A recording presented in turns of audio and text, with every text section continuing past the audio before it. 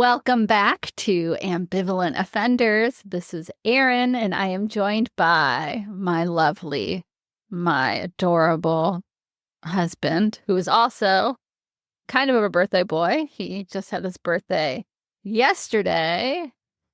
Hi, Matthew. Hey, everybody. Everybody give him a belated happy birthday. Send out good birthday vibes to him. Are you ready to go to a whole new world today, so to speak?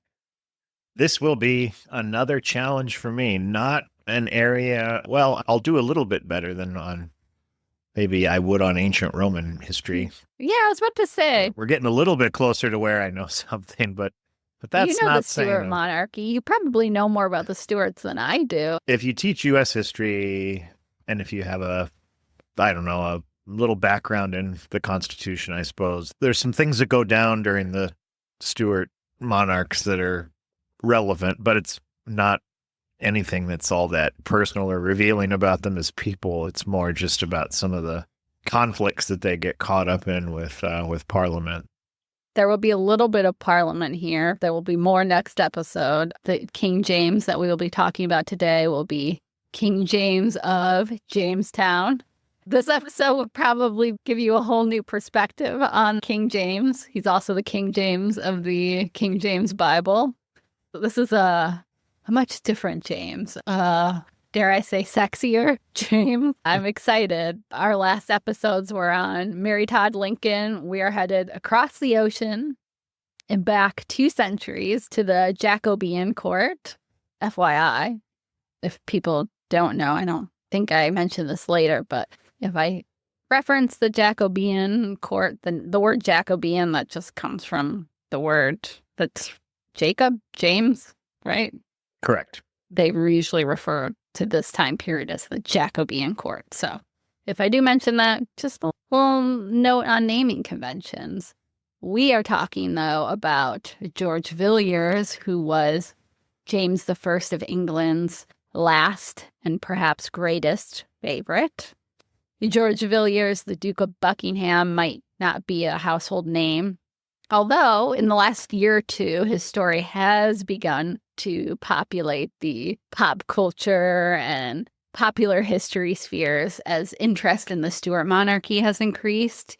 He's been portrayed on TV through the series on Starz called Mary and George, which, don't worry, we'll talk a little bit about that in the next episode because that offers a very sexy, dangerous kind of George Villiers. There have also been a few new biographies on him and his lover, King James I of England and King James VI of Scotland. It's no surprise that we are just as fascinated now with George Villiers as people were in his time.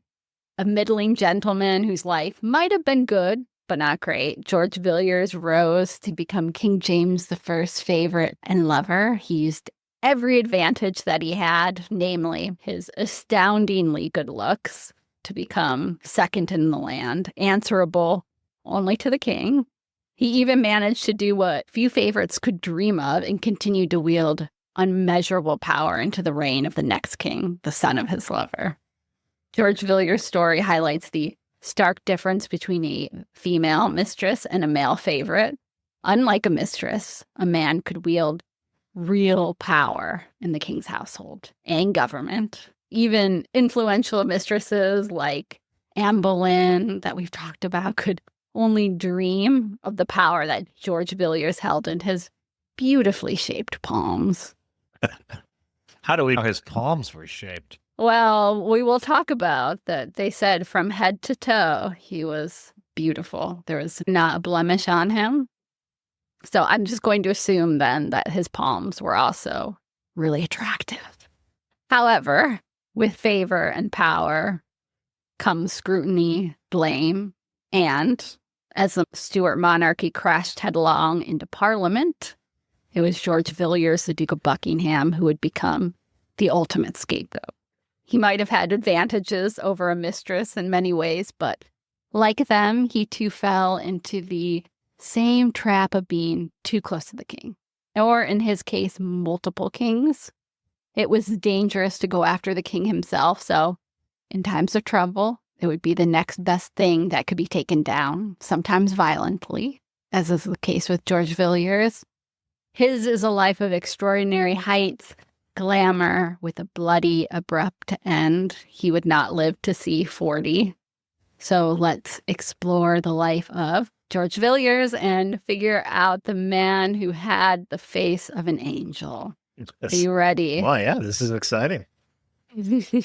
Just a little note, I did read for this podcast, The Scapegoat, The Brilliant Brief Life, good title, by Lucy Hughes Hallett for this episode.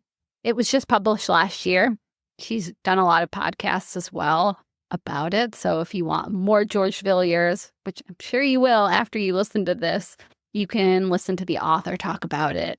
I do highly recommend the book. It's great. It also serves as like a cultural biography. It talks a lot about the culture of the time. I mean, the Jacobean court, you have William Shakespeare's there in the mix. You have the printing press. You have this pamphlet culture coming out. So there's a lot in there, more than just, George Villiers' life. Any quotes that I quote will be from that book.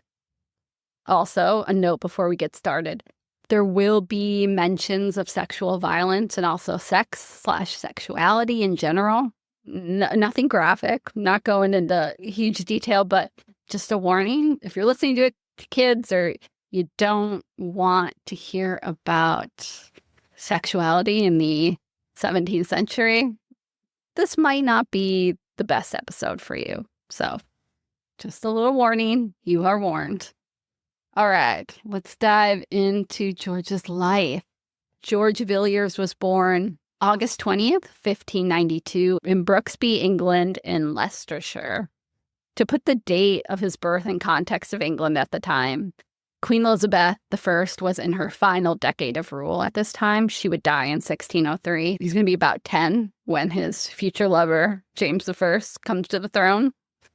George's mother, the beautiful, vivacious Mary Beaumont, was the second wife of Sir George Villiers. The Villiers family, they had money. They're not paupers, so don't think that. They're not destitute, but they weren't in that highest echelon of great families like the Howards or the Percys. Even if we were thinking about the Boleyns, I think they would be like about a rung lower than even the Boleyns. George's enemies later would claim that George's mother had been a servant in the household of George's father, essentially seducing the older man either before or after the death of his first wife. George's mother had been in the Villiers household. We've talked about in other episodes where the English aristocracy, they would send their kids out to stay at other families because you would make relationships in those households. So it was not uncommon. She was not working in the kitchen. She wasn't some maid. It's not anything like that. While George's mother would have been put in the Villiers household, the Beaumonts, they're not lowly stock. They're on the same social level as the Villiers family. She wouldn't have been serving in the kitchen Cinderella style, which is how a lot of George's enemies make it out to be. The story then could be dismissed as slander against George's family when he was on the rise, something to set him apart from the glittering young men and women from those more established court families. It did mean, though, with his father having had a first family with at least 2 sons by that first marriage, George wouldn't have much hope of any inheritance of his own. So he's going to have to make his way in the world. Thank you, primogeniture. Yeah, primogeniture is not the worst thing in the world. And I say that as I'm the second son. It would be sort of like George. It would be George's mother, Mary, not his father then, who would have the biggest influence on his early life and the trajectory of his court career. Mary would be George's closest friend, strategist, and lifelong companion as she outlived her son. She's going to be with him through his entire life. She molded George into the ultimate courtier, an instrument for her ambition. The book compares her to a tiger mom. Guess depending on how you think of a tiger mom, how you think of that would say whether that's favorably or unfavorably. Is she like Lucille Bluth or? No, she's like the female version of what the traditional stories present Thomas Bolin as. Very ambitious, rapacious. She saw her son as a means to an end for the family. Yes, very much so. You see this in that Starz series, Mary and George. She's portrayed by this ferocious, striving Julianne Moore.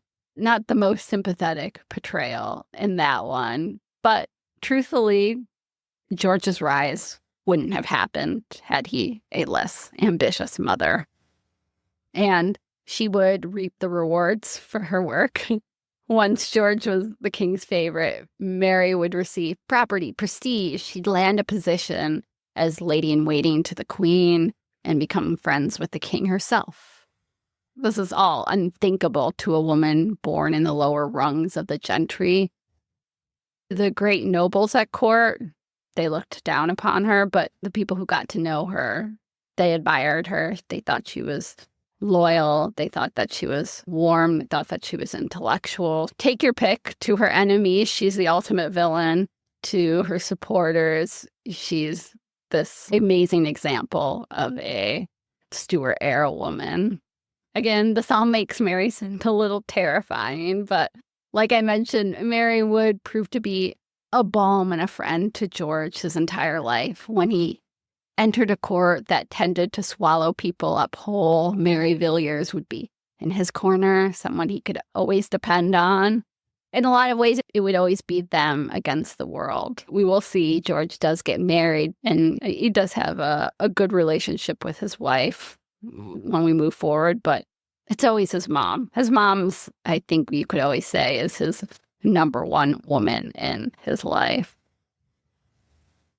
Thanks to his mother, George, along with his brother John, went abroad in their mid-teens to France. So think of this again, like Anne Boleyn going to the French court. It gave George the skills that would allow him to rise at the English court. He learned the French language and to dance. This is what brought George so much attention. While George was certainly not unintelligent, it would never be his mind that drew people to him. Instead, his good looks, and we'll talk more about that, and his dancing skills would set him apart from all the other ambitious men at court. Once George was back in England after about 3 years in France, Mary Villiers set her sights on securing her son a position at the English court of King James I. It's likely early on that Mary also understood, as many others did, that the way to influence and power was to position her son as one of James's favorites. Just as many of the families in earlier reigns placed their most attractive daughters in front of the monarch, Mary would do the same, but for her son. Seems fair. Yeah, it's this role reversal, gender reversal that has garnered a lot of attention. Again, a young woman being offered up to the king by her father, a relative, story as old as time. A mother dangling her hot young twink son in front of a king. That story remains unique and has intrigued people enough to write an entire show about it centuries later. That's the whole premise of Mary and George. It's a little bit more complicated than that, but Mary is very involved in putting George in front of the king. At the time, Mary did not escape ridicule and judgment for what she had done, but the plan to take her family from the middling sort to unimaginable heights was a smart one. James was already known for his preference of handsome young men, and his favorites, both in Scotland, where he ruled first, and England, had accumulated titles, land, whatever the king would give them. We already mentioned how there was a limit, a glass ceiling, if you will, for mistresses. For men, for male favorites, the ceiling was boundless. There was no limit. It is worth giving a quick overview of the man, the king, who would be instrumental to the rise of George Villiers into the societal stratosphere. I think this is where we'll talk a little bit about James. You tell me, too, if there are other things about James the First that you want to cover, but I want to give a quick bio. I don't want to go too deep into it because he's on the list to cover in an episode of his own, but I do think it's important to know James's background to better understand him. He's going to be a main player in this episode and next, so let's get to know him a little bit better. In terms of bad royal childhoods, King James VI of Scotland, later James I of England, might beat even Queen Elizabeth I. If you know Queen Elizabeth I's childhood at all, you know that's no mean feat, and it doesn't bode well for James. In terms of pedigree, James could do no better. His mother was the infamous Mary Queen of Scots, and his father, her second husband, the absolutely irredeemable Henry Stuart, Lord Darnley. If you know Lord Darnley, well, to know him is to hate him. We'll just say that. Both were descended through the Tudor line, and both beautiful, sparkling 20-somethings. Lord Darnley, horrible person, beautiful man. That's where the pleasantness ends. The marriage quickly fell apart, with Lord Darnley being, once again, the worst husband imaginable, cheating on Mary, which expected in royal marriages. But he also betrayed her in more political, dangerous ways, taking the sides of a set of Scottish nobles over his own wife. He's always getting in trouble. He's always trying to get more power for himself because he's basically what amounts to a consort while his wife is queen. The marital strife culminated in Darnley being involved in the murder of Mary's close friend and secretary, David Rizzio, in March of 1566. When Rizzio was at a party with Mary and her friends at Holyrood Palace, a group of Scottish lords pulled him from behind Mary's skirts where he hid and stabbed him more than 50 times. You could still see at Holyrood, there's like a little plaque. It shows where David Rizzio died. Oh. Yeah. If you want to commemorate that, it is a turning point in their marriage. Mary, too, had been heavily pregnant with James at the time. She's 6 months pregnant. Some historians speculate that her husband, Lord Darnley, in killing Rizzio, had attempted to get her to miscarry and die so that he could take the throne for himself. Oh, barbaric. World's #1 husband and father is bad. It's really bad. During a time period that's marked by misadventures with gunpowder. He has a misadventure with gunpowder. Oh, he does. All the well, maybe. You can explain it. I don't know all the details. Yes, but don't worry. He gets his comeuppance. Soon. Yeah, David Rizzio fans, don't worry. He gets his comeuppance. Luckily, Mary does survive the ordeal, and she gave birth to James a few months later in June. The couple would not reconcile, and instead, James's first month saw him lose both parents in equally tragic circumstances. That would be a really difficult thing to take to a couples counselor. He had my trusted advisor murdered in my presence while I was 6 months pregnant. I could see that being a rift that would be hard on the relationship. There's also, I don't know if we can validate it, but there are people who think that Lord Darnley and David Rizzio were in some sort of sexual relationship too. So that adds another layer. So he's potentially murdering his own lover? Wow. Yeah, it's a lot. It's a lot to take in. There's speculation that before his death that he's also suffering from syphilis. We don't know. He's sick. A lot of people say syphilis. Others people say no. Obviously, we won't know. But I'm going to say syphilis because he sucks. And if there's somebody who deserves to be falling apart because of syphilis, it's Lord Darnley. Lord Darnley, James's father, was killed when, as you referenced, the home he was staying at exploded. Not an accident. It was gunpowder and literally exploded. Darnley, shockingly, actually survived the explosion, having been tipped off. He left the house with a servant beforehand. However, he was found and strangled in the garden afterwards. He did not survive the strangling. James was only a few months old, and his mother was being blamed for the death of her husband. We don't know who blew up the house and killed Lord Darnley. That's one of those big mysteries in history, but most likely it was the nobles around Mary who she had met with after the David Rizzio plot, as they tried to figure out what to do with her dumb incel husband. He was erratic. They knew that they had to deal with him in some ways. Mary didn't want to go through annulment because then it could present issues with the succession with James. The nobles kind of went, don't worry about it. We'll take care of it. And you could just see them doing a Lucille Bluth wink right there. To be fair, they did take care of it, allegedly. Although I don't know why I'm saying allegedly, because they're not allowed to sue me. Maybe their descendants might want to sue me for saying that they blew up Lord Darnley.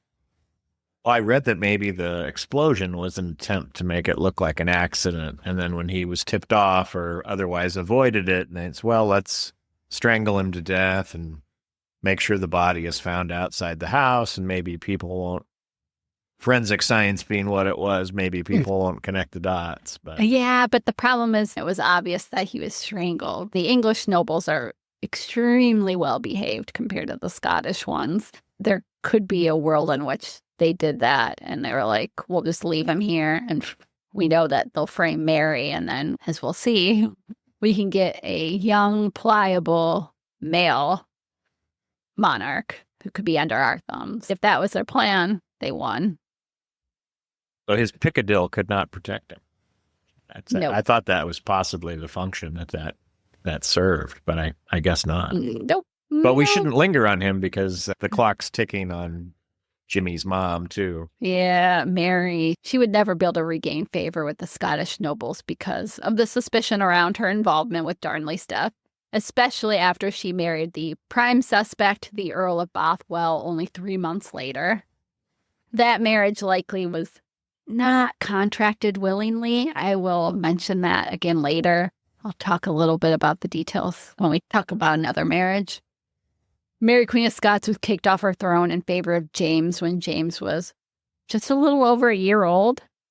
This is where she goes to England, and if you know her story, she flees to England to her cousin, Queen Elizabeth I, and then is imprisoned there for about 20 years and then is executed eventually.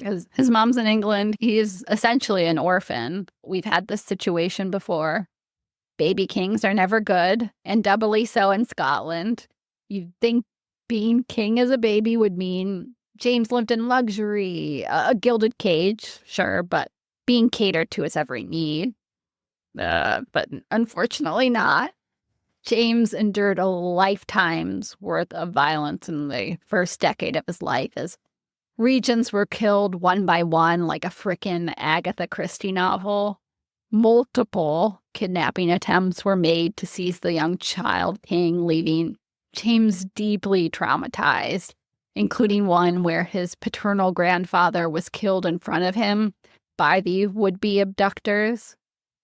There seemed to be little warmth and love for James besides the Countess of Mar, who James called Lady Minnie, Minnie meaning mommy in Scottish. She's the one person who provided James with that kind of maternal or any kind of love. His teacher, the very strict anti-monarchist Presbyterian George Buchanan, was so abusive to the young boy that when in England decades later James saw a man who resembled Buchanan, he began to shake uncontrollably. We know that Buchanan was encouraged to beat James if he got a lesson wrong at anything, and he also would tell James that his mom was a whore and all these sorts of things. Reading the accounts of this time in James's life, you have to feel for him. When Queen Elizabeth I died in 1603 without having married, the now 36-year-old James became the King of England as the man with the best claim, having been related to King Henry VII. England would soon become acquainted with their new king when he came south. Physically, James didn't inherit the beauty of either parents. When George Villiers met him a decade after he became King of England, James had a ruddy complexion set with a bulbous nose, a wispy beard, and a wobbly walk. He could be on a horse, though, for hours. James was intellectually curious. He was fascinated by witchcraft, even writing his own book on the subject. He yearned for unconditional love after an unbelievably fraught childhood and young adulthood marked by abandonment, danger, and abuse. He had two deep loves in his life, a love of hunting and a love of men. James had married, of course, Anne of Denmark, and had several children with her, as was expected of him. But it was clear from his late teens onwards that James truly loved men. As King of Scotland, he had a slew of male favorites, and then when he arrived in England, that continued. I do think a lot of the reasons that James and his dynasty, the Stuarts, are dwarfed by the Tudors in books, movies, just general attention, is that for centuries after James, no one really knew how to deal with the problem of his favorites. Much of what you would read up until recently, the male favorites of James I were presented in some squishy, vague terms. I'm sure you've seen, because you've studied the Stuarts, if you've encountered reading about his favorites, marked change between when you first read about them and now. I don't know if they come up much in your literature. To a degree, when you're looking at the evolution of colonial America, it's not relevant to our side of the Atlantic, but it's definitely the case that it's almost a morality. He's completely comfortable with flouting social convention, the grounds that there are a lot of social conventions that should not apply to people of his standing. And there's even an argument that I know a little bit about this, that his tutor is just so brutal, as you described, and just desperately wants James to evolve into a constitutional monarch. And that it ends up not turning James into a so-called papist. I don't think that's fair, but he definitely is drawn more to the divine right of kings, and he's more like Henry VIII in that regard. And it's like, look, these rules don't apply to me. If there's one thing you know about James, and unfortunately his son Charles inherits that divine right of kings, which in France that might work, but in England, unfortunately, that comes with disastrous consequences. Right. So I think there's a part of him that's going to argue, if I have a desire for something, if I am drawn to a relationship that other people see as unconventional, that's not an indictment of me, because I was put in this position by God. So maybe the conduct of ordinary men and the rubric that we use for that isn't the same one that we should use for kings and queens. And it's that's kind of where that's where the whole Stuart line is sort of headed. Yeah. And doomed. Yeah, well, I mean, that's his son will find out. And then obviously James II too. But that's a different story. Yeah, another issue, religion. People always talk about the contradictions of James. In his writing, he will talk about, to use the word of the time, sodomites. But he has men who are his favorites who share his bed. So I guess we could talk a little bit about the word favorite. I feel like favorite doesn't really do these relationships justice. After all, what is a favorite? Does that mean the tippy top of the court, the 1%? Is that, his BFF? Is that his best friend? I'm sure that's a question a lot of you might ask is, were these relationships in every sense of the word? Emotional, political, and yes, sexual.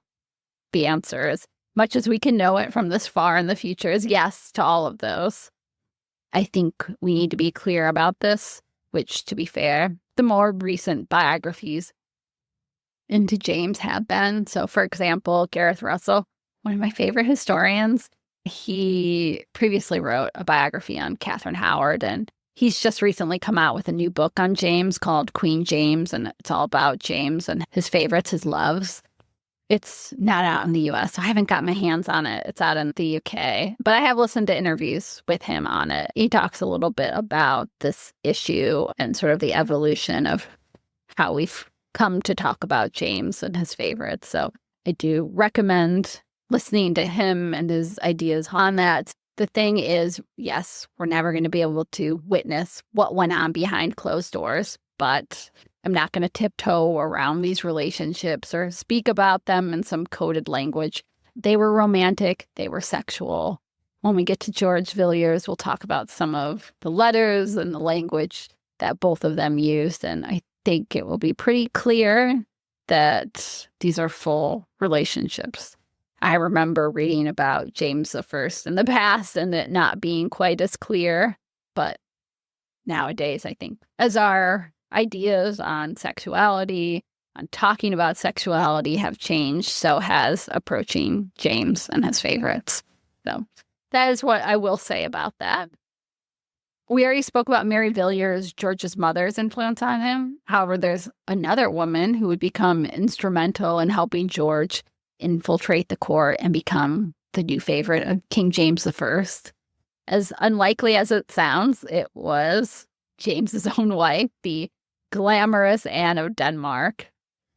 It seems strange to say the least to us to think of a wife dangling this hot young twink in front of her husband, but that's what happened. That bears out in the evidence. Anne and James had children early in their marriage. However, by the time George Villiers arrived at court, Anne and James were effectively separated. James and his men stayed at Whitehall while Anne established her own residence, nurturing artists and creating culture in this post-Elizabethan era. The girl loved to dance, the girl loved to mask. She had her own court and James had his. We don't know how Queen Anne felt about James and his male lovers, although the benefit of James having male lovers was that they could not get pregnant or challenge her power as queen, so that's a plus. There'd be no Anne Boleyn to take her down. I'm sure there were complicated feelings, and we know there were times, like right when they were married, it seemed like they had been very close, but again, as they had the children, they had the heirs. That closeness got a little bit further, and James spent more time with his men. It's not out of the goodness of Queen Anne's heart or the desire to help an ambitious young man that drove Anne to find a new boyfriend for her husband. It was a political necessity. The reasons Anne of Denmark and men around her supported George Villiers and placed him in front of the king, like tangling red meat to a lion, were multifaceted, but the most obvious one was that they loathed James's current favorite. They hated him. He had a target on his back. Prior to the arrival of George Villiers on the royal scene, Robert Carr had King James's heart and dominated the court. The affair started likely around 1607 when the two had what amounts to a meet cute. It is kind of adorable because Robert Carr fell off his horse at a tournament and James fussed over him. He loved taking care of people in that way. From that point onwards, Robert Carr could do no wrong in James's eyes. There are descriptions about how much James loved to touch Carr, pinching his cheeks in public, like a grandma pinching your cheeks. It's not like these relationships played out only in private behind closed doors. The court would have been very aware of it. I do know in Mary and George, the series, it's perhaps a little bit too out there. There's a lot of penises on show. I wouldn't say it's quite that. It was probably somewhere in the middle between being a little bit hidden and being that out there. People aren't stupid. They knew what was going on with Carr and King James. Both Robert and George, they're not born with any noble titles, so they get elevated through their relationship with James, which is one of the political benefits of having male favorites, is that it can be a mechanism for the court to share wealth and power with people who might otherwise resent inherited privilege. Yes. So after he falls from favor, it's not a question of whether or not James will have a male favorite. It's just who is it going to be? Yeah, and there is a little bit of an overlap, 1614, that there's a distinct cooling off of the James and Carr relationship. Carr seems to have no longer wanted to continue their physical relationship. We get descriptions of him rejecting the caresses of the king, and King James spoke about the, quote, infinite grief of a deeply wounded heart as the relationship fell apart. Around 1614, so about 7 years after the tournament, the falling off the horse, things are changing in the relationship. You almost feel sorry for James as much as you can feel sorry for a royal. It reads as a very toxic relationship towards the end, with Carr's anger as he spiraled, knowing his influence was waning, pushing the king further and further away from him. James even compared Robert Carr's rebukes to those of his old teacher Buchanan, which we already mentioned how traumatized James was by Buchanan. That comparison is not good. If the relationship between the king and Robert Carr was already flailing, it had another stressor, because it's in 1614 that our boy, George Villiers, arrived on the scene. He's put in the household as a cupbearer to the king. That requires more than just serving the king. The young men would dance for James, and none danced better than George. He was said to be able to leap in the air with such height, it's as if he stayed there. Dancing also showed off George's form. He was beautiful, angelic. Later, King James would call George his Steenie, named after St. Stephen, who had the face of an angel. In his letters, you'll see George is often referred to as Steenie. George's contemporaries called him the handsomest man in the world. Quote, "From the nails of his fingers, nay, from the sole of his foot to the crown of his head, there was no blemish in him," was one observation. James appears to have been smitten with George from the time he set eyes on him. I don't blame him. You've seen some of the pictures I've shared, and we'll talk about some of the portraits later. He does look like a pretty handsome man. Like a cornered animal, Robert Carr, the current favorite, he could feel the forces moving against him. He can feel James maybe moving a little bit away from him, eyeing this hot young thing at court. He was paranoid, raving, even as James tried to insist that he had nothing to worry about. Carr would go into the bedroom and rave about how he knew that people were trying to oust him. And James would say, "No, you're being paranoid," even though we all know that is exactly what was going on. The book states how, quote, "Carr didn't like the competition presented by young Villiers, but he himself no longer wanted to spend his nights with King James," end quote. If Carr wished to continue to exert influence, even without the sexual relationship with the king, that hope was taken out of his hands. 7 years of taking property, endless bribes, and becoming Earl of Somerset, a Knight of the Garter, Lord Keeper of the Privy Seal. All of that had made Robert Carr plenty of enemies. That included contracting a very controversial marriage with Frances Howard, who had already been married to the Earl of Essex. King James had helped Frances get out of that marriage. It had been very embarrassing for the Earl of Essex, including as part of the ordeal, there was talk of, could he get it up? All these things that no man wants to have talked about in public. So King James could deny Robert Carr nothing. What Robert Carr wanted, Robert Carr got, and he wanted Frances Howard. Also, Howard. Do you recognize the name? That name is familiar. I do recognize that name. She is part of the famous Howard family. So Catherine Howard, Henry VIII's fifth wife, who was executed, and Anne Boleyn, her mom, was a Howard. Same Howard family. They're still creating ruckus decades later. The newlyweds retained plenty of royal favor, including the pair marrying in the Chapel Royal, paid for by the king, who even visited them in the bedroom the next morning.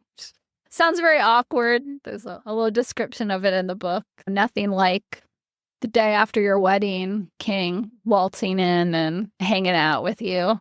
To have started the day after our wedding. Mm-hmm. No kings after our wedding. Yeah, that would have been a queen, actually. The only thing after our wedding was kind of the next day. It was really late. Remember, we accidentally got that 20-pack of ham and cheese Hot Pockets and just shoveling those into our mouths. Yeah, they barely fit in the freezer. The audience should know we got married right before the COVID shutdown. So Yeah, we were like the last. We were living apocalyptically, I guess. March 14th, 2020. Nothing more apocalyptic than Hot Pockets. It does mean everybody remembers our wedding. It does. Well, I think a lot of people would remember Robert Carr and Frances Howard's wedding because it was also very stunning, very public. Things do not go well afterwards. It would be the downfall of Robert Carr and his new wife that would shepherd in the new era of George Villiers. Because there's a mysterious death here, too, isn't there? Yes, the two would be accused of poisoning Robert Carr's best friend, Sir Thomas Overbury, who had been no fan of Frances's. So Overbury died under suspicious circumstances in the Tower of London, supposedly after having been given food poisoned from the Somerset household. Does anyone ever die in the Tower of normal Yeah. Like, this is... If you're getting beheaded, that's kind of expected. He died in the Tower of Old Age. That probably happens very often. Sometimes. Rarely, but sometimes. But this is very suspicious. I think it was, if I'm remembering it right, poisoned tarts. He was killed by donuts? With tarts? Well, more like a pie. Oh, okay. When Robert Carr and his wife Frances went on trial, because they do go on trial. What a horrible way to go, being poisoned by a tart. I have this vision of a Pop-Tart that it wouldn't have been a Pop-Tart, obviously. No, the wrong kind of tart. They might have been a lot less stressed if they'd had access to Pop-Tarts at the time. Well, wouldn't you rather that would have required toasters and electrification and a couple of other changes to the timeline, but still. Wouldn't you rather die after having eaten a tart, though, than poisoned broccoli? If I'm going to go out, at least let me eat something delicious. No, that's true. That's true. That's a good point.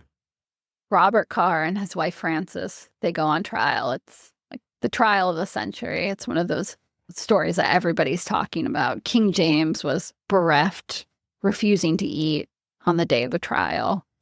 Those around the king were also acutely aware that Carr might feel as if he had nothing left to lose and he could spill the king's most intimate secrets, including about their sexual relationship. They were so worried that two men stood behind Robert Carr when he was on trial in case he went rogue, so they could pounce on him with their cloaks to muffle him. Stab him 50 times. Not stab him, but just put the cloaks over and muffle him so nobody could hear him. Nothing suspicious about that. Don't be suspicious. Don't be suspicious. When John Ralphio is attending his own funeral. Yeah, and Mona Lisa, his sister. You would think that if you saw that, you were like, maybe something's up. Why are these two royal guards, presumably, just standing behind him? They were worried. He didn't say anything, but you could see, again, he had nothing to lose. He was on trial for his life. At the trial's end, husband and wife were condemned to death, although this was commuted to life imprisonment 6 years later. They do survive this. Supposedly, the marriage was very unhappy afterwards. All that trouble that had been gone through to contract the marriage went downhill. Still, Robert Carr's time as favorite and lover had come to a crashing halt. Oh, poor guy. Yeah, he survives with his life, but he can't be near the king anymore. He's not going to be welcomed at court. So, as Carr's star fell, Villiers rose. Another less personal reason that the power players at court wanted a new, preferably pliable favorite is that they wanted war with Catholic Spain. If you do know anything about James, he's very much a pacifist. He did not want to go to war.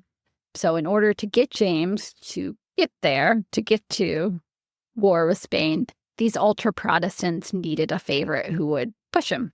So this is why the Archbishop of Canterbury, George Abbot, supported George Villiers and propped him up as a new potential favorite for the king, which this is again where you're like, a churchman was dealing in hot twinks. This sounds crazy. That he's like, well, let's find the hottest man we can find and put him in front of the king. Yes. So that we can go to war with the European superpower of the 16th century.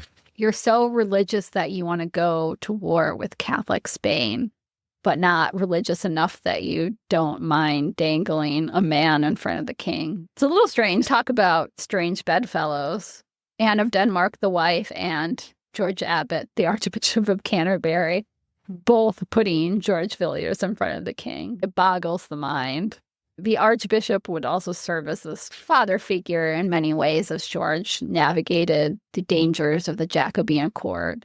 It would be him and Francis Bacon, soon to be Lord Chancellor, aka head of the House of Lords, one of the prime spots in government, who would give George advice and mentorship, which the young man both required and appreciated. We'll talk a little bit more about Francis Bacon here in a little bit. That is quite a combination to have the architect of the scientific method, kind of the guy who created the 5-paragraph form essay that everybody learns in junior high. Excuse me, middle school as it's called today. I was wondering if you were going to mention and this. He's just rubbing shoulders with someone who's being elevated because of how handsome he is, how hot he is, yeah. Mm-hmm. I know it is. It sounds like the opening line of a joke. The Queen, the Archbishop, and the creator of the scientific method walk into a bar. 3 distinct and unique people, and they all wanted George in the king's bed. This is what drew me to the story, because it all sounds so made up that if you were writing this, like in a novel, people would be like, seems unlikely. Why would the Archbishop in the 1600s want this young 21-year-old kid to sleep with the much younger king because of Spain? What? It makes no sense, but that is what happened. On April 23rd, 1615, St. George's Day, there was a Knights of the Garter ceremony. The Knights of the Garter were one of the old sacred orders founded by our frequent podcast cameo guest, King Edward III. This is where Jamie would say, on her deathbed, because he cheated on Queen Philippa on her deathbed. And this is where they throw the garter into a crowd, and then if you catch it, you're a knight. Is that how that works? No, I don't think that's how it works. They do wear those really weird floofy hats and little capes. It's still a whole thing. It was on this sacred feast day that Queen Anne signaled to George Villiers, who was then knighted by King James. Queen Anne would acknowledge the part she played in George's ascent by calling him her dog, which is very Thomas Cromwell in Wolf Hall. I love it. This moment on St. George's Day was Anne's ploy to put the handsomest man in the land in front of her husband, now in his late 40s. And it worked. It was George's very public entrance into a brave new world, the world of the Jacobean court. He would only exit it by force of violence. The appointments came quick. The court had seen favorites rise before. We already talked about Robert Carr. But even by that standard, George Villiers appeared to be on track to outdo them all. One commentator wrote that, quote, his ascent was so quick that it seemed rather a flight than a growth, end quote. By April 15th, George was a gentleman of the bedchamber. So that puts him in very close personal proximity to the king. He's seen him every day. Less than a year later, he would be the master of the horse. You're probably like, sounds like some made-up title, but it was a real and important role. If you know Queen Elizabeth I, her first appointment was to make Robert Dudley her favorite and possible lover, the master of the horse. That's also the role Mark Antony got to Julius Caesar, FYI. So, oh, wow. Throwback to another episode. I had no idea there was that old a position. It is very important. And the book mentions how it amounted to being like Secretary of Transport, as everything involved horses in those days. That makes sense. And it meant he would actually be close personally to the monarch because he would frequently be helping them on the horse too. So that was with Queen Elizabeth and Robert Dudley. They could actually touch the monarch. By the time he turned 24 years old in 1617, Villiers had accumulated more titles and positions that he might have ever dared dream. He was officially made the Earl of Buckingham and a Privy Councillor. That meant he was more than close to the circle of power. He was in it. That same year, King James stated to the Privy Council how integral George Villiers was to him. This is a quote by James. I, James, am neither a god nor an angel, but a man like any other. Therefore I act like a man and confess to loving those dear to me more than other men. You may be sure that I love the Earl of Buckingham more than anyone else. Christ had his John, and I have my George. End quote. Truly extraordinary statement. This is only 3 years after George Villiers had come to court. He's already comparing George to his, John the Baptist? That's pretty good company to be in. I think we should point out that if we were looking at a history of the Stuart court 40 or 50 years ago, there would then be like 6 paragraphs about how this was a form of manipulative sexual deviance on the part of a corrupt king. And, well, maybe not 40 or 50 years ago, but definitely 80 or 90 years ago. I think we need to remember, this is what you asked about earlier with how the historical scholarship has shifted. In James's world, even among the Puritans. Hey, Puritan, they're going to come up more and more. Yeah. Which King James, he didn't like Catholic, didn't like Puritans. No, he can't stand, and one of his most famous quotes is that he can't stand either one of them. But intense same-sex relationships, relationships that are just animated by passion and uncompromising loyalty and outpourings of affection, that doesn't bother them. No. It's they don't see homosexuality as an identity. They're more inclined to see it as a form of conduct. Yeah, it's something you do. It's not something you are. And that's why I was trying to present with speaking about what a favorite is right. Yeah, it isn't an identity. People ask, does that make King James gay? Or is he bi because he sleeps with women or he slept with his wife? Same with Villiers. Yeah, those categories might not have even been, I don't even think they were relevant.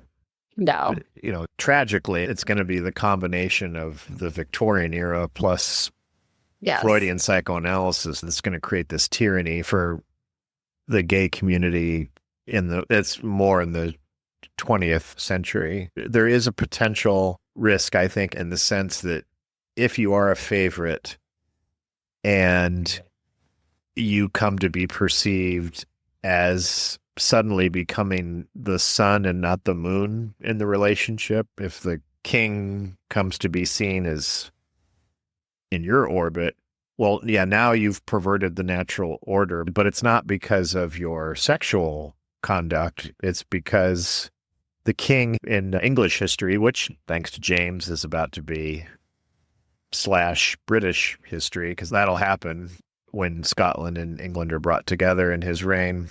He's the first king of Britain. Yeah, that's one of those moments where a lot of my students will, during the colonial period, they'll push their glasses up. Well, actually, you can't call it Britain yet. It's like, yeah, I know. I'm aware. But I don't want it to be confusing, But because of that tortured history of what power will the monarchy wield and to what extent will the monarch be beholden to Parliament, he's in that last generation.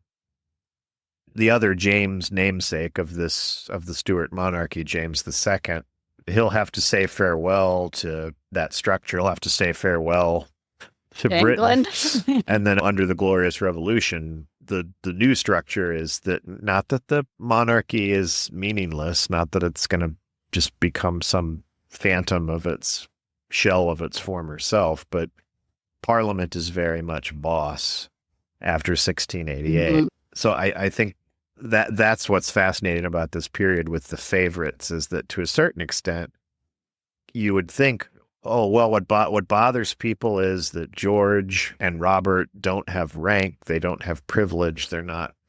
Which is part of it. Part of it. That is. We'll talk a little bit about that. Is that does rub people the wrong way. This is a court ruled by how many generations of your family have served the king. Part of it is the fact that he's a man, but that's what makes it so complicated. Is there's a lot of issues at play.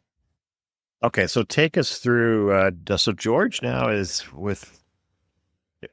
Robert off the chessboard now? He is. He's officially. So George is the sole favorite. He will be the last favorite. There will be none others. He will stay to the end of James's reign in life. And that is the shorthand explanation for how George gets on the launch pad to power, right? Is that the Archbishop and the Queen would like to have a second Robert Carr who's just a little less Robert Carrish. Yeah, and they see George just as those Scottish nobles wanted to mold James into their perfect king. They want to mold George Villiers into the perfect favorite. And in some ways, we'll see that works. Although as he gets older, that's a little bit more difficult. At least initially, he really does have to defer to Anne and especially the Archbishop and Francis Bacon to learn about the court because he's minor country gentry. He doesn't necessarily know what a favorite has to do. He had to learn everything he was to know about the court and politics as the right hand of the king, his lover. He is a quick learner. According to one observer, they say, quote, he had sound judgment and was of a quick apprehension, end quote. But George's good looks are only going to get him so far. To be the king's favorite, it's more than just providing to the emotional and physical needs of the king. We think like a mistress is like, what does a mistress do? She sleeps with the king. Well, to be a king's favorite as a man, there's a lot more to it. There'd be plenty of prestige, gifts, titles, but alongside all the rewards, the properties would be flatterers, sycophants, seeking to manipulate him for their own gain. He would play what we would think of as the chief of staff to the king. He's acting as a gatekeeper to shield the monarch from the flood of petitions that would come his way. It's going to be a huge responsibility, and it brings a lot of power, but a lot of responsibility as well. It'd be very exhausting. George would need to learn how to navigate that complex web of family ties and alliances and learn that quickly. Every family is married to each other, so you're going to have to know how they're all connected. And like Somerset, Robert Carr before him, there'd be plenty of courtiers wanting to take him down and put their own puppet in his place. Even though we know that he's the last favorite, he doesn't know that. We think that a mistress or a lover of the king would be all positive, but it had its own set of dangers. Again, it didn't help that the Villiers family was minor gentry. That meant those greater families in the court looked down upon George and his mother, Mary. Francis Bacon stated how, quote, men of noble birth are noted to be envious towards new men. They rise, for the distance is altered, and it is like a deceit of the eye that when others come on, they think themselves go back, end quote. These new men, like George, are rising, and some of these older families are feeling displaced. Of course, they're not going to take that lying down. King James had already angered the English nobles as he gave out titles and lands to his favorites and his close circle Scottish men who had followed him south after he became King of England. There were little they could do to counterbalance these Scotsmen when James had grown up with many of them and trusted them with his life. By the time he gets to England, he's already a fully fledged man. He has friends, he has supporters, and he takes care of them first. So you were already beginning to see the patience run out with Parliament, knowing the money that they gave to the king was going right into the pockets of his favorites. One member of Parliament around 1611, so this is a few years before George Villiers came on the scene, questioned this very thing, the point of taxation when, quote, it shall daily run out thence by private cocks, end quote. A little double meaning there. A little double meaning, because at this time, cock meant tap. It's just an open tap. It's going to all these favorites, but yes, double entendre was intended. Oh, with George Villiers a nobody now in the picture, these same nobles grumbled even more. It'd be another target on Villiers' beautiful back. What George was willing to do that others were not, however, was depend upon the guidance of those who knew the court. So this included polymath, philosopher, and scientist Francis Bacon, and Archbishop of Canterbury, who we already mentioned. Whatever you can say about George Villiers, at least in the beginning, he knew he lacked the knowledge and asked for help. Francis Bacon essentially gave him a primer on everything he needed to know to be a royal favorite. It's actually quite sweet to see the ways in which George was cared for by these older, wiser men.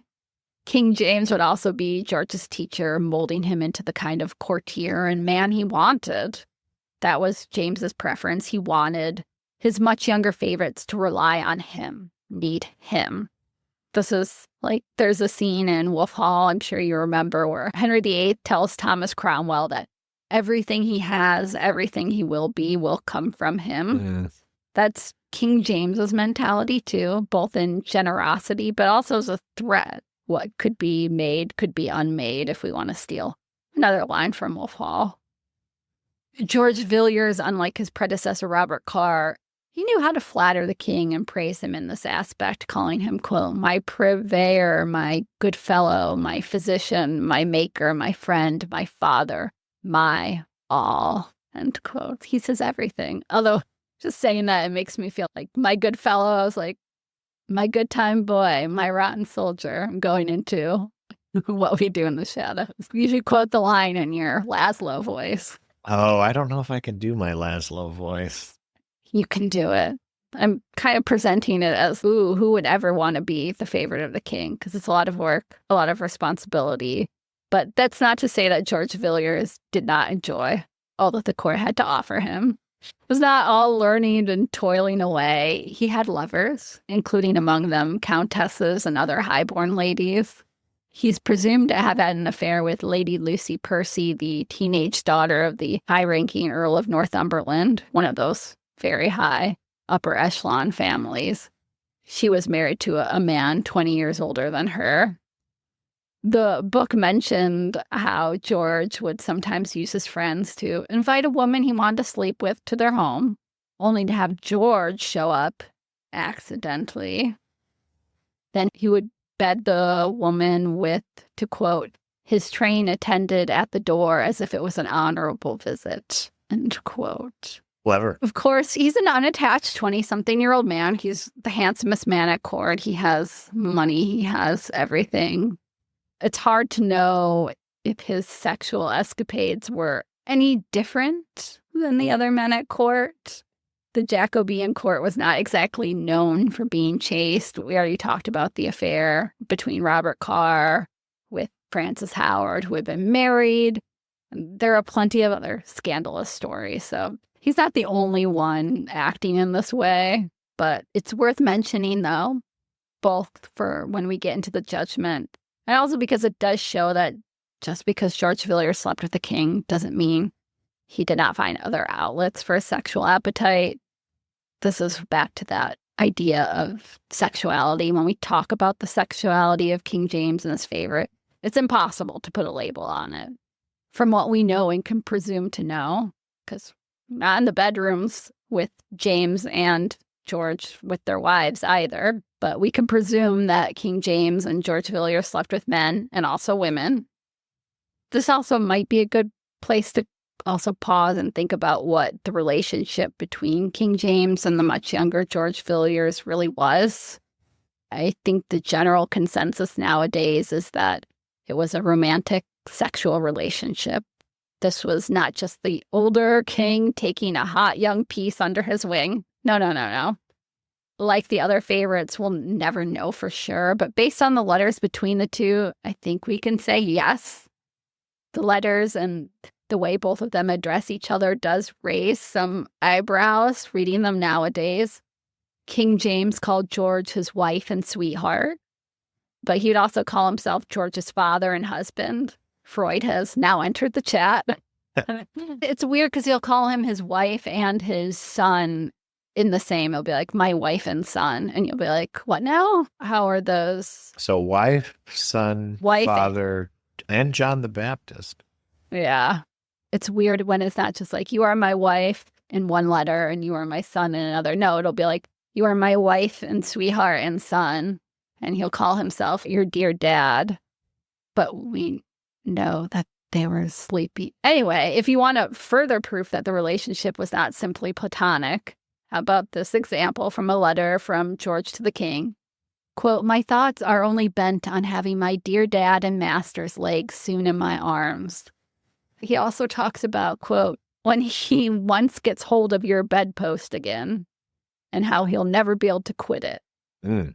I think we can throw platonic out the window. I can't see a scenario where you talk about your bedpost with somebody in a platonic way. No, I do think we have to resist the temptation, though. Again, there is probably a desire on the part, even now in the 21st century, to get caught up in the unorthodox sexuality of it by the standards of certainly the 17th century, bearing in mind that, again, the idea of an intense same-sex relationship isn't necessarily something that they consider forbidden.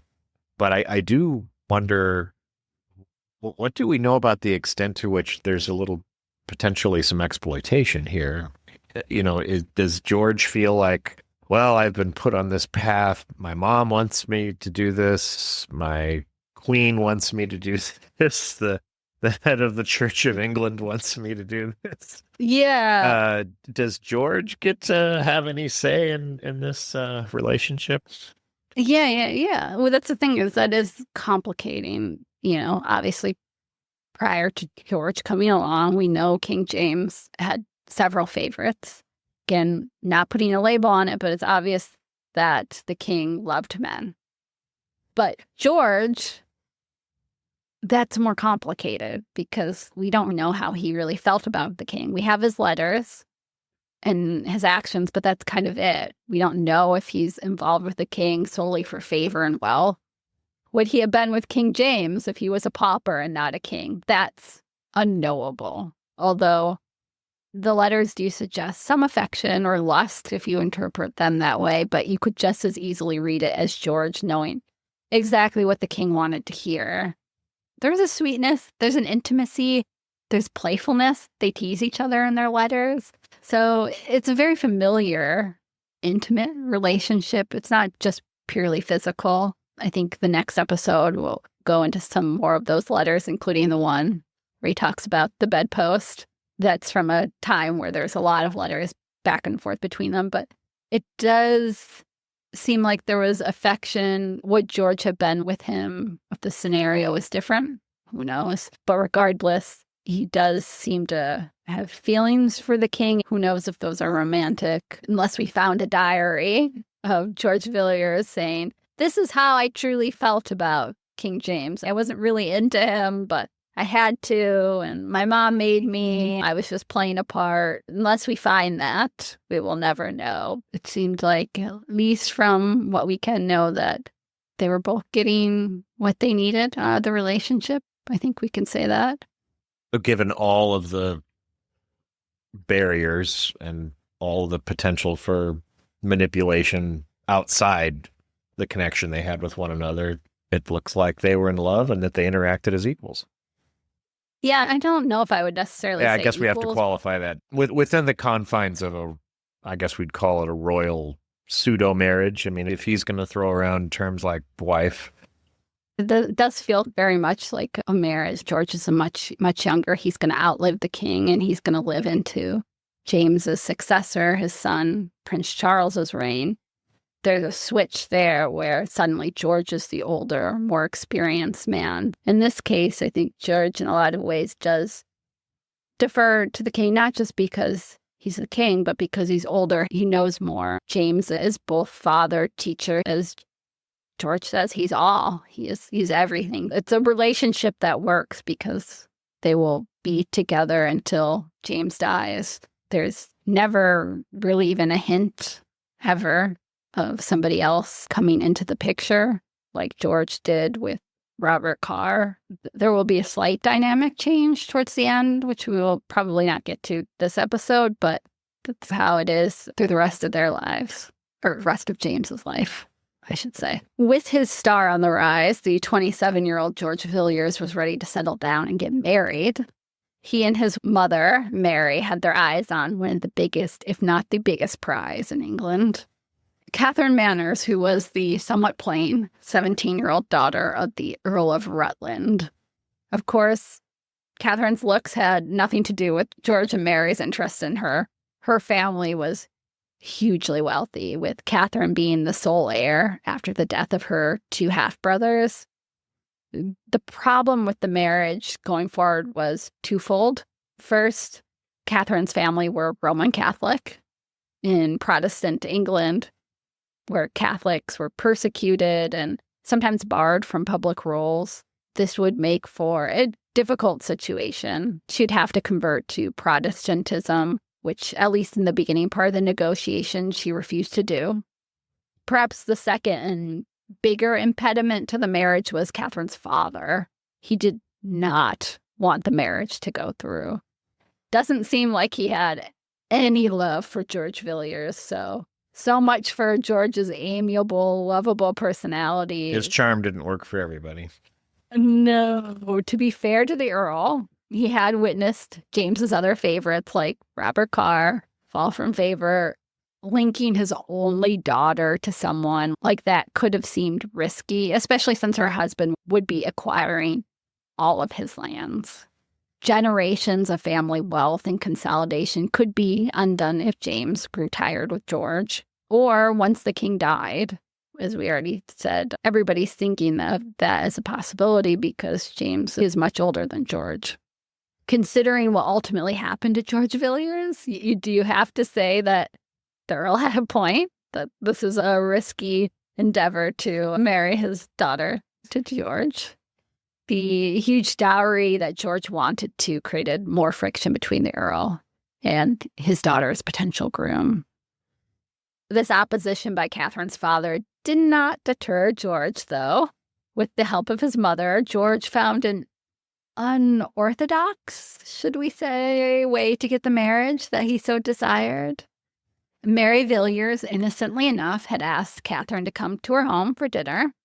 Catherine, it seemed, did not tell her father where she was going. There are some people who think that she was in on the plan. We don't know what happened at the Villiers home that night, but what we do know is that George had been staying with his mother, and Catherine ended up staying overnight because she had fallen ill. It might sound benign to us, but in the 17th century, Catherine's reputation was in ruins. Everyone would assume that something, wink, wink, had gone down in that household. You can't just stay over no sleepovers allowed, especially if she didn't have a proper chaperone. Catherine attempted to return home the next day, but her absolutely furious father refused to let her in the home. He wouldn't even let her come home at that point. In a letter he wrote to George afterwards, the Earl of Rutland does in fact state that he assumed George had slept with his daughter, leaving him with little choice but to find a way to preserve her honor. Catherine had to marry George, whether she wanted to or not, whether her family wanted to or not. So George got his heiress, although not without some back and forth between the families. The way the marriage had come about had obviously created a lot of friction and tension, enough that George had to throw himself at King James's feet and swear that he had not taken advantage of Catherine. Oh. If you want to take his word for it, he says no. George remained so disgusted by the insinuation that he had acted ungentlemanly that he even called off the marriage himself, saying that he no longer wanted it. He was, you're going to have to find her somebody else, because the Earl had been so mean to him. Nevertheless, 2 months later in May, the marriage went through, with Catherine and George marrying in the Earl of Rutland's London home. George would receive half the dowry he had initially asked for, but on the plus side, the bride had converted to Protestantism, and George could expect her inheritance to be grand. I do think this episode in George's life makes it difficult to assess because we don't really know what happened. The only people who do are Catherine, George, and most likely Mary Villiers. It's a choose your own adventure. George, in this letter back to the Earl of Rutland, denied doing anything to Catherine to compromise her, saying, quote, she never received any blemish, end quote. It could have been the plan all along between Catherine and George, with the Earl unwilling to let the marriage go ahead. They might have just decided to take matters into their own hand. If we want to get married, this is one way to do it, because, again, her dad had no choice but to let it go through. I really hope that that's what happens, because the alternative is just really horrible to think about. Unfortunately, we do have to leave open that possibility that George did assault Catherine while at his mother's house that night. There are many stories of something similar playing out. For example, King James's own mother, Mary Queen of Scots, had been forced to marry the Earl of Bothwell, as he had kidnapped her and raped her. To have a child out of wedlock for a queen or an heiress meant social ruin. Unlike the marriage between James's favorite, Robert Carr, and his scandalous wife, Frances Howard, this wedding was much more low-key. It's not at the Chapel Royal. People were suspicious because of how low-key the wedding between George Villiers and Catherine Manners was. But whatever happened behind closed doors, the marriage proved to be a decently happy one, from what we can tell, with Catherine once writing in a letter to her husband, quote, never woman was so happy as I am, for never was there so kind a husband as you are. I cannot express the infinite affection I bear you, but for God's sake, believe me, that there was never woman loved man as I do you. Catherine, so sweet. I'm really hoping that it was all above board, or that they both were in on the plan, and that it did not start off in so horrible a manner. I was scared to talk about this one, because I was like, oh, Matt's going to be out after this. He's going to be like, okay, George, game over. 0%. Again, it's so open to interpretation. I guess if we don't have any other evidence, we'll hope that there was a consent or a plot to be together. Yeah. But then once they are together, obviously he's in competition with the king. Yeah, they're not completely together. They're not completely alone. They do go on to have 4 children. There's Mary, Charles, George, and Francis. Of course, yes, to steal a line from the book, there would always be 3 people in the marriage. I've heard that before. I know, this is where I'm like, do I do a Diana? No, I'm not going to do. From the book, there's this quote, one of whom, King James, was all-powerful and extremely demanding. Buckingham was frequently called away to dance attendance on him, and the king was not Catherine's only rival. She had to endure much jealousy, end quote. So it's not all sunshine and roses. And indeed, the king's letter to George the day after the wedding hinted that he had to journey back soon, back to him. So much for a honeymoon. He's like, congrats, but come on back. I miss ya. James he really hated to be away from George too long. He was always very codependent on his favorites. James became a grandfatherly figure to the Villiers children, fussing over Catherine's pregnancies more than he did for his own daughter. I think his daughter had 13 pregnancies, and James could give a shit about that. But Catherine he cared about. He wanted to make sure that she was taking care of herself, that she was eating, she wasn't doing too much riding. He enjoyed having the kids at court, indulging them so much that an observer noted that, quote, they danced up and down the privy lodgings like fairies, end quote. They do talk about having reversed the court. So before it was a very masculine, and suddenly there are these little kids running around. James had many children with his wife, Queen Anne, but he had never been a particularly warm father.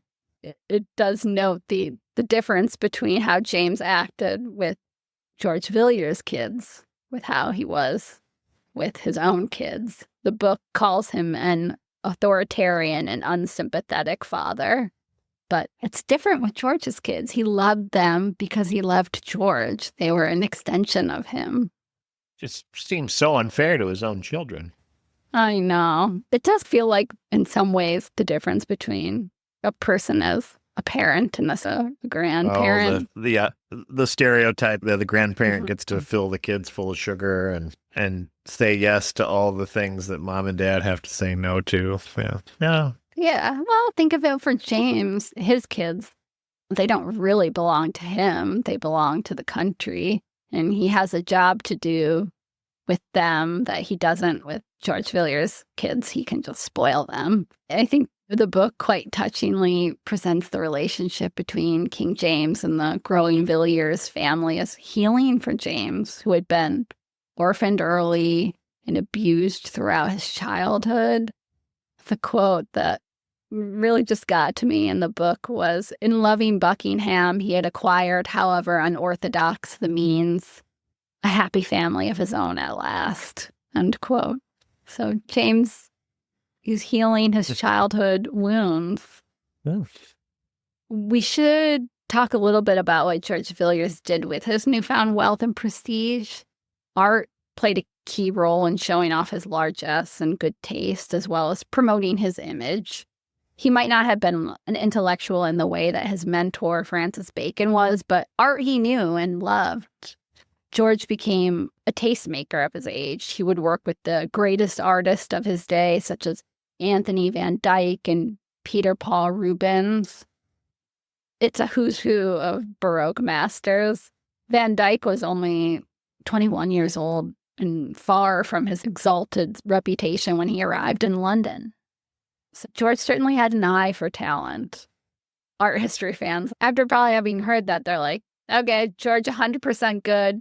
End story. We don't need to talk about him anymore. Both the collection of works that he had and the painters that he had are just a who's who. It's the best of the best. We have so many stunning portraits of George Villiers as a result of his extensive and costly patronage.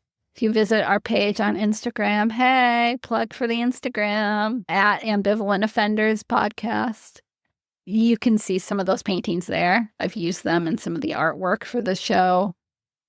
One of the most scandalous ones, which I'm going to send you now, is this painting done by Van Dyck of George and Catherine to mark their wedding. They're painted in myth, and Catherine's boobs are out, which was very scandalous at the time, very sexy. And the only thing covering George's modesty is just like a little cloth. I'm going to send you the picture and you can comment on it. George looks very good, as does Catherine, but it leaves very little to the imagination. Oh, my. Do you want to describe it to the listeners? I'll post it on Instagram. Right, because otherwise too. it's bad radio, as they say. But, I told you, the boobs are on full show. George is meant to be Adonis, I think. Oh, yeah, I think so. And she's Venus. It's very sexy. And they're not wearing a lot. Just like they've got some fabric, again, with some fabric covering his genitals. And her boobs are out, but it's covering her bottom half. To think that this is a marriage portrait. It's not something that you would think like 30 years earlier, like a Tudor marriage portrait. Yeah, this is much different. This is pretty stunning, really. Mm-mm. The book quite saucily speculates that perhaps it hung above the bed of the couple. Well, that's a high-pressure wedding gift right there. I can't think of anything like it before. Perhaps the most well-known Tudor era painter, Holbein. You can't imagine Holbein painting that. I don't think anybody wants to see Henry VIII looking as scantily clad as George is in this picture. No, and the other thing about it, too, is that, aside from the fact that it's showing some skin, he has an adoring look on his face. And I think Van Dyck is trying to give her an expression of excitement or joy, although it kind of comes across as a little bit of maybe boy, I kind of married a goofball, but he's my goofball. I thought you were going to say, like, if it was me, is that a little draft in here? My boobs feel a little cold. My garment has collapsed to my waist, whereas his is still vertical. Isn't that convenient? So But, it's not exactly Henry VIII staring sternly into your eyes in the Holbein painting. It reflects a different kind of cultural posture. Well, art is Yeah. changing. This is the new Baroque art. And again, he's a tastemaker. He's at the forefront of it. He's obviously not painting it, but he's buying it. I'm sending you another, this is a little bit more tasteful picture of George and the family. It's George and then Catherine and two of their children. There's more clothes, we'll say that. If you just Google George Villiers, Duke of Buckingham, you will see image after image painted by Van Dyck, by Rubens. It's withstood the ages. He's become eternal because George never was allowed to grow old. We get to keep that eternally beautiful man young forever. It's like a Greek myth that way. Oh, now see, you've spoiled something for us, though. I said he doesn't make it to 40. But he will outlast James. He will outlast James. He will die at 35. He never grows old. His looks never fade. You don't get the change from Henry VIII, from young 18-year-old man to the Holbein images later. For George, he looks like Adonis. He looks like a nymph through the rest of his life. Some of George's other moves at court get us into murkier waters. Not all good. He engaged in the par for the course type of nepotism. We can't blame him too much on that. The Villiers family began to have an outsized impact on the court, especially because they were not very prominent before George became the king's lover. King James welcomed Mary Villiers, George's mom, into the court and championed her, even as the Villiers family were ridiculed as vulgar, oversexed. It's still the fact that those more noble families looked down upon them, even as George was rising through the ranks. The Villiers siblings also held positions at the court, secured highly advantageous marriages, and garnered considerable favor thanks to their brother's relationship with the king. He did have two brothers, John and Christopher, and a sister, Susan, as well as half-siblings from his father's first marriage. They all got the perks of having their brother be lover of the king. Again, none of this is unique to George. It's the same thing that got mistresses and queens in trouble time after time. But more troubling for George's reputation is the way that his bribery and monopolies made way for his friend and mentor, Francis Bacon's downfall in 1621. You might be thinking, monopolies, are we back in the Gilded Age? We did do a Gilded Age / robber barons episode a while ago. No, we're not. The king had the ability to grant exclusive rights to individuals to control the production and sale of certain goods, services, and patents. This whole monopoly and patent system benefited the monarch as much as the favorite. King James had been able to bypass calling Parliament for funds because he was able to get so much money from selling these monopolies. As favorite, George and his large extended family and friends had the cream of the crop. One of his half-brothers, Edward, for example, had a monopoly on gold and silver thread. Very bougie.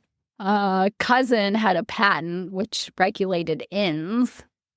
Following this cousin's granting of an inn license to a man suspected of murder, likely in exchange for a bribe, Parliament was prepared to act.